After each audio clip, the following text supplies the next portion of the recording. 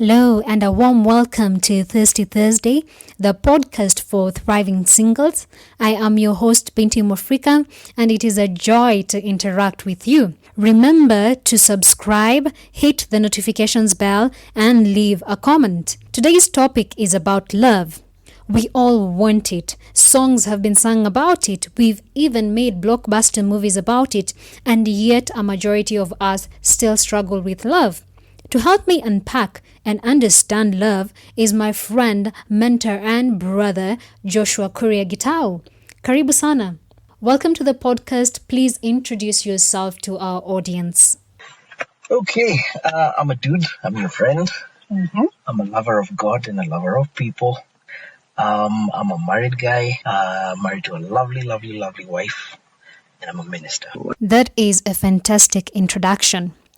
Let's get right into it then. During my busy life, and that is before I was born again, I used to listen to this song by Tina Turner that went something like this. What's love got to do with it? What's love but a second-hand emotion? What's love got to do with it? Who needs a heart when a heart can be broken? Is love a second-hand emotion, and what does the heart have to do with it? You're gonna need a heart to live. Let's start there. But what is love? But hey, just listening to the lyrics of that song, you realize just how far removed from the right concept of love we are. Because if you're going to say who needs a heart when a heart can be broken, of course you need a heart even if it can be broken. Sasa hii love yenye ni second-hand emotion, mbona tunashughulika nao? Is it a second-hand emotion? First of all, I don't think it is appropriate to categorize love as an emotion, because at its heart, and maybe this is where I would go a bit biblical on you, at its heart, love is the nature of God. It's the nature of God. Now, God is not an emotional God, but He is love. You see, that's what the Bible tells us. God is love. And that's where everything love begins, So, first of all, when you say a second-hand emotion, that makes me feel like like there's something even wrong with God, because if He is love and love is a second-hand emotion, I don't even know where that takes us. So God is love. The nature, the nature of God is love. The nature of God is love, and that means essentially that He is love. That is so abstract. What is it? I understand that God is love. So as a single person, how am I supposed to describe it so that I can understand it and be able to show others this love? Is there a biblical definition of love? I would say this. By the way, love is it applies to everybody, all forms, all walks of life, all kinds of people, male, female, old, young. It's a string that holds everybody together.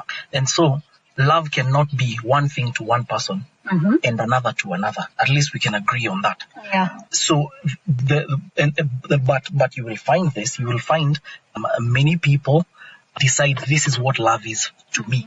You see, you can't have a personal definition of love. That's where people are getting it, essentially where people are getting it wrong, because everybody's got, this is what love is, if this person loves me, this is how they would behave. If that person loves me, that's how it should be. So we have so many strings of what people perceive love to be. And that's why the whole thing is short-circuiting, because my concept of love is different from your concept of love. It's different from everybody's concept of love. And so there's no meeting of hearts. There's no meeting of hearts because everybody's on a different tangent. Yeah. Right? And so I am convinced that for us to truly appreciate what love is, we have to go to the correct source. You remember what I said about the honey and the beehive, right? Now the beehive is God. See, and the problem and the reason why people don't like to go back to the godly concept of love is because it's not convenient. In fact, you asked me what love is. Let me define it this way. Love is a necessary inconvenience. Hey. It's a necessary inconvenience in this sense that it is required. Okay. Even when it's not comfortable to give. Even when it doesn't, even when it hurts. it's required of you Yeah. to give. And you see, one of the things about love is that it's never dependent on the other person. It's dependent on you. And it doesn't matter. It could be at the friendship level. It could be at the family level. Yeah. It could be even in a marriage relationship or a courtship. Love is required regardless of what's coming. You see, love is not a transaction. And I think that's one of the reasons why we've been so buffeted comes to, understanding how love works and what it is, because we see it as a transaction, like, I'm entering into a contract now that you're going to love me by doing this and I'm going to love you by doing this. Yes, it has responsibilities, but it's not pegged on what the other person will do for you. It's pegged entirely on what you will do for that other person and the extent to which you are committed to seeing that person become better, participating in their betterment. So it's And it not would apply. selfish. It's not selfish. It's not self-seeking. Love has nothing to do with what am I going to get. Let's look at it this way. You see a guy you like, right? And then you begin to think, and maybe he's also attracted to you and you are attracted to him. But do you ever ask yourself, why do I think I love this person? Do you ever ask yourself that question? Because you see, in the school of media, we've been taught that you fall in love, you fall out of love, you fall in love at first sight. Because love is a swimming pool where you can slip and fall in. Yes. And then when you're tired of getting wet, you can get out of the swimming pool and go dry yourself. You see, those are the things. And because he looks fine, he's tall, dark, handsome. Sometimes I think we confuse lust and physical attributes as love. Exactly. And it's what we've been taught. And your point about going to the source is a very good point. Yeah. Because we need to go back to God's definition of love. And it has nothing to do with someone's physical appearance, as you're saying, or It what doesn't. you get from them. It doesn't. And that's why some of the most powerful love stories are the love stories that don't fit. Yeah. Have you ever seen a love Awkward. story? Exactly.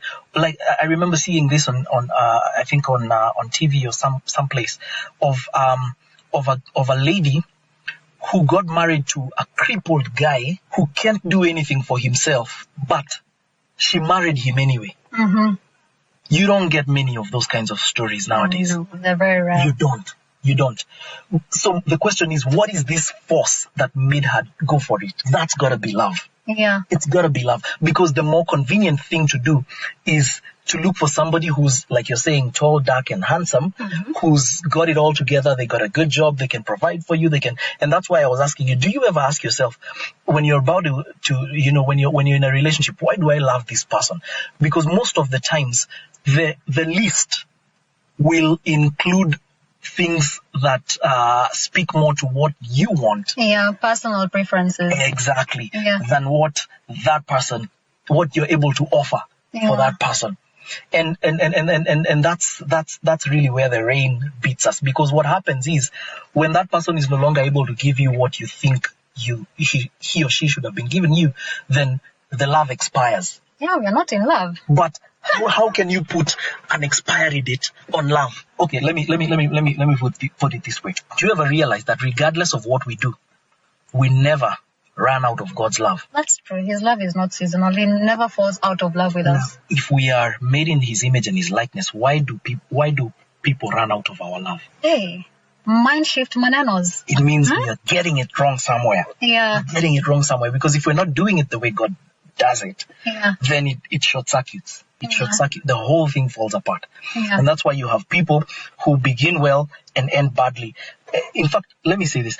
The reason why I believe many love relationships fail is because love was approached as a feeling instead of a decision and a commitment. Yeah, I keep hearing that love is a choice or love is a decision. Yeah. And love is a You commitment. choose to love somebody. See, I'm married, and before I married my sweet girlfriend, then she's very pretty, by the way. I love her to bits. Here's the thing: before I married her, I thought she was the most perfect person, and I'm sure she also thought the same of me. But you don't want to know. In French we say "Madame me Kia ora kimoe. Matia gaga kogodana. Hey, translate. When you're in the same house with somebody for an extended period of time, you get to know that this was not a perfect person. Yeah.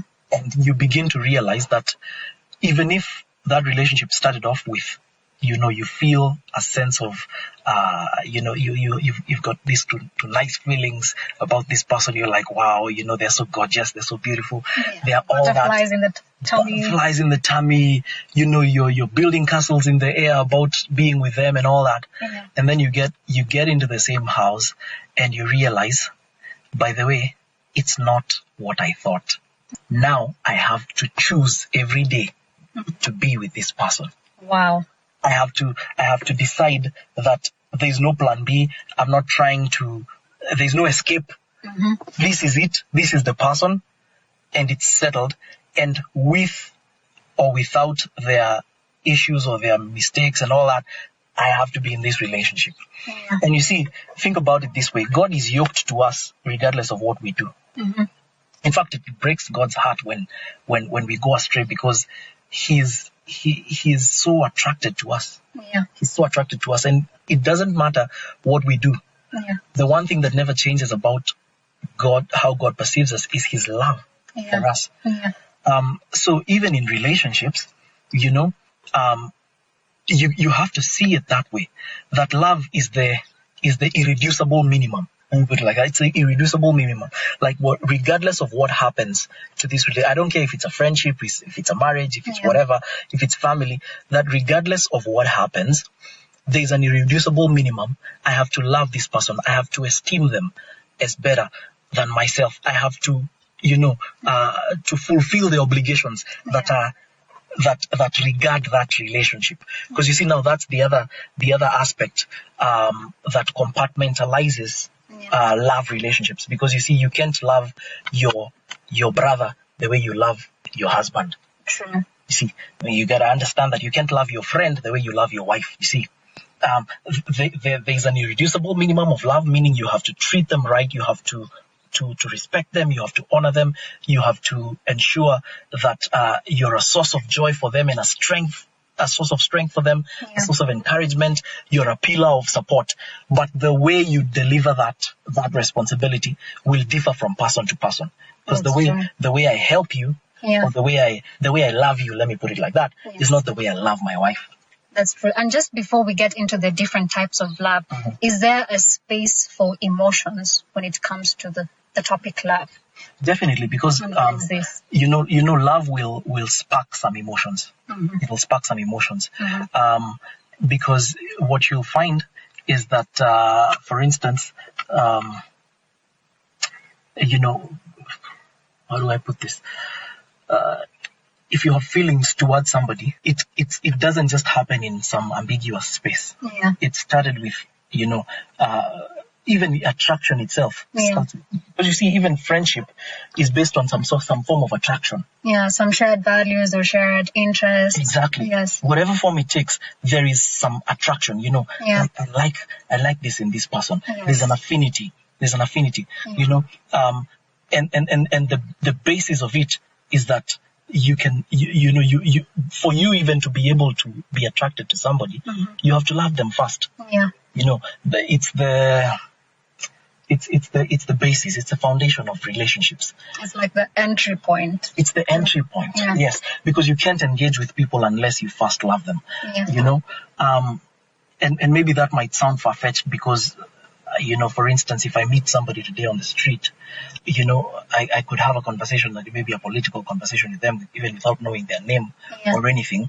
But if I'm going to hang out with them for a while, then I'm going to want to get to that place where, I know enough about this person, and I know what they are about. I know what makes them, what breaks them, and then the need to know those things is motivated by a love for that person. Yes. So you mentioned something that you don't love me the same way you love your wife. So there are different types of love. Would you kindly just explain the different types of love and how maybe as single people we can express these types of love to other people? Yeah. So So love takes on many forms, and this is where the Greeks really did a lot of work, because they're the ones that took the time to analyze these kinds of love, and I think they are right in many regards, because they have, for instance, the love that is like, for me, the basic love, which is agape, the God kind of love, loving mankind the way God loves them. It's unconditional, it's selfless, it's not attached to anything, and that's the purest form of love. And if you ask me, if you're going to say you love anybody, that pure form of love called agape has to be there to begin with. And then, of course, there's what they call storge, storge, which is what I would call familiar love. Like the way you love your mom, or the way your mom loves you. Yeah. And that's a different kind of love. And then there is philia, which is friendly love. Remember the David and Jonathan kind of relationship? That was philia. BFFs. BFFs, exactly. And then, of course, there's Eros, which is now where everybody hangs out and they decide that this is love ultimate. Interesting. Erotic and passionate love. That's where everybody decides, okay, I love this person, I don't like. It's always on the basis of how do you feel about that, because that one is now based on your feelings, sexual or otherwise. So those are the major four. But if you do a basic study, you'll find that there are more compartments to it, but these are the main four types. Yeah. So when someone says you are loving with the love of Christ, what should the other person expect? Like, what are some of the characteristics of that kind of love? And is it tied to 1 Corinthians maybe 13? Yes. Love is patient, love is kind. Would you describe that as agape love, or attributes In of fact, agape love? that's the heart of agape love. That's if you're going to define agape love, you got to go to 1 Corinthians 13. You got to go there. Love is patient, love is kind, love is not self-seeking. It doesn't keep a record of wrong. That's really what it is, because that's exactly how God deals with us. Okay. Have you even realized that God will never ask you to do something that he himself doesn't do? So when he says to love, for instance, your neighbor as yourself, it's because he loves you the same way. And by the way, you can't give love if you don't have love. That's true. You can't give what you don't have. You can give what you don't have. And that's why maybe I would say this, instead of trying to love people, it is better to become love. You see, because that there's a difference, because that changes your psyche, it changes your core. That if you are love, the way God is love, then you don't try to love people. It just comes automatically. Flows if you are love. And I think that's maybe that's one of the points that really needs to come out. A lot of people are trying to love others, but it's not natural. It's not coming out naturally, because they're not doing it out of a place of being changed internally. They're not doing it out of a place. So that's why there's so many imbalances, because you're trying to do something that is not in you. But if you work on yourself, on the deposit of God in you, then it would come out naturally. You wouldn't struggle to give, or to help somebody that's in need if that nature was in you. There are people who can't sleep at night if they know that somebody is in trouble. Yeah. That means there's something different with their core, with their inner being, that they are carrying somebody's burden so much that it destabilizes their own life. They won't find comfort until that other person finds comfort. Yeah, and I totally agree with you, because I was one of those people who used to struggle a lot with love, but things changed when I started to receive the love of God.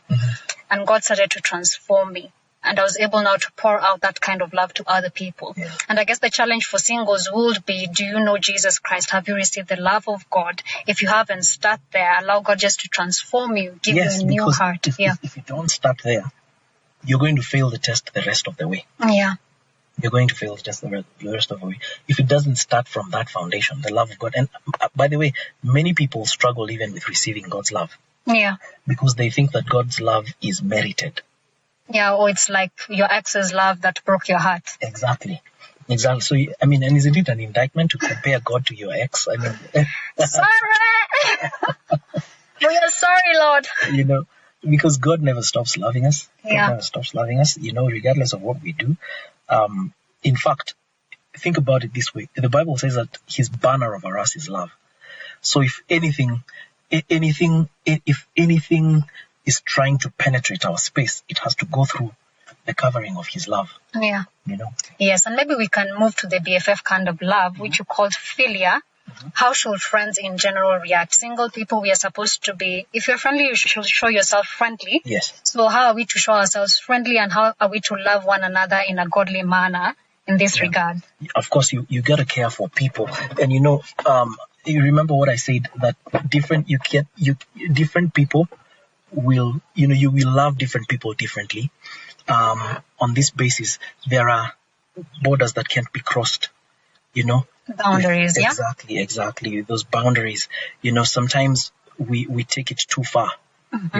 You're caring about. I've heard of people who are so caring that they will spend the night at somebody's house trying to comfort them, and then things happen. Shida. Yeah. Opposite sex, same house. Yeah. No. That kind of thing. So it's love when truth and the right thing is being done. Yeah. If it's a friendship, you got to know the boundaries of friendship, that this is the line that we can't cross. We can't be sleeping together as friends. We can't be, that kind of thing. Those boundaries have to be there. Yeah. And unfortunately, many people think that you don't love them when you lay out boundaries. They think, this person, man, they're so stuck up. But the fact that I'm setting boundaries means that I love you, because I don't want to ruin the relationship we have because boundaries were crossed. Yeah. Because every time boundaries are crossed, relationships break. That's true. That's true. So if it's a friendship, it has to stay within certain boundaries. Of course, you got to care for people. You've got to. And by the way, let me say this: one of the rarest places to find truth is in that realm of that area of friendship. A lot of people who call themselves friends don't tell the truth. They're a fan club. Yeah. Most of the people we call friends are a fan club who just tell us we are good. Applause. Yeah. But people who will tell you the truth, let me say, those are your friends. Those are the people who love you. People who will tell you, hey, V, maze, nini, lipstick yako, imeingia kwa cheeks sasa. Be a sister's keeper. That's a true friend. There's somebody who will watch you with that Nike mucus on your face, but they won't tell you. That's true. What about storgy? How can a single person experience storgy and maybe express it? You see, storgy is a family kind of love.